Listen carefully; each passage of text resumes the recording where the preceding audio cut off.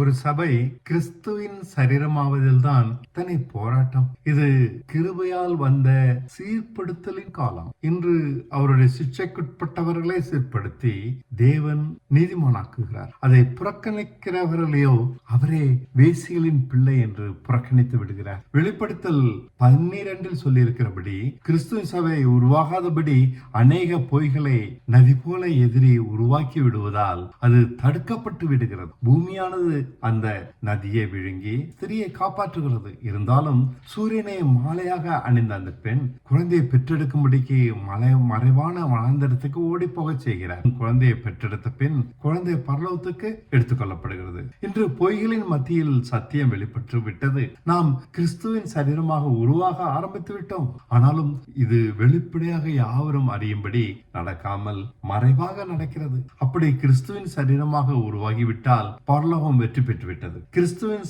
கற்பனைகளின்படி நடக்கிற சீர்படுத்தப்பட்ட மனுஷர்களால் ஒரு சபை உண்டாகும். அது பரலோகத்திற்கு எடுத்துக் கொள்ளப்படும். எதிரியின் கோபத்திற்கு நாம் பயப்படவே வேண்டாம். தேவன் நம் பட்சத்தில் இருக்கும் போது யார் நம்மை எதிர்த்து நிற்க முடியும்? சத்தியம் நம்மிடம் இருக்கிற வரை எதிரியின் பொய்களால் ஒன்றும் செய்ய முடியாது. 2 கொரிந்தியர் 11:3. எப்போதும் எதிலும் ஜெயந்தான். அசைக்க முடியாத மாற்றத்தை பெற்றுவிட்டோம். புது சிருஷ்டியாகிவிட்டோம். இதை யாரும் நம்மிடமிருந்து பிடுங்கிக் கொள்ள முடியாது. அவர் நம்மை சீர்படுத்துவது ஜீவனையே வெறுக்க பண்ணும் சிச்சையின் மூலம்தான்.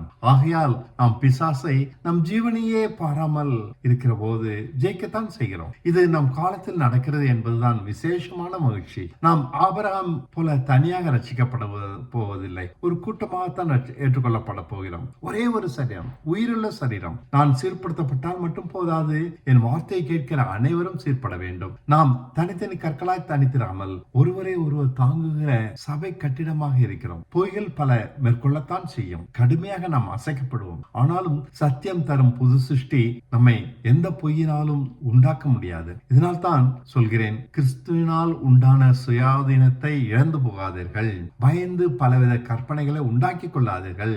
தேவ சித்தம் எதுவானாலும் அதன்படி செய்ய சம்மதம் உள்ள மனுஷர்களாக இருங்கள். உங்களை காத்துக்கொள்ள அது ஒன்று போதும். நம்மை நாம் நியாயந்திருப்போம். ஒருவரை ஒருவர் நியாயந்திருக்க வேண்டாம். ஒருவரை ஒருவர் கவனித்து அவர்கள் பலகீனங்களில் உதவி செய்யுங்கள். முடிந்தவரை பிறரை உலக சிநேகத்திலிருந்து காப்பாற்றி அழிவிலிருந்து தப்புவீங்கள். பிறரும் என் சரீரமானபடியால் பிற ரட்சிப்பில் என் ரட்சிப்பும் இருக்கிறது. பிறரை குணப்படுத்துவதால் நாம் பூர்ணப்படுகிறேன். நாம் கற்றவற்றை பிறருக்கு கொடுப்பதால் அவர்களையும் காப்பாற்றலாம். தாகமில்லாதவர்களை புறக்கணித்து விடுங்கள். கீழானவர்களை மறந்து மேலானவைகளை நாடுவதில் மற்றவர்களுக்கு முன்மாதிரியாக இருங்கள். அது யாரையும் அசைக்கும், புதுப்பிக்கும். அவனவன் இலசமாக பெற்ற புது சிருஷ்டியை இழந்து விடாது காத்துக் கொள்ளுங்கள். அது போதும்.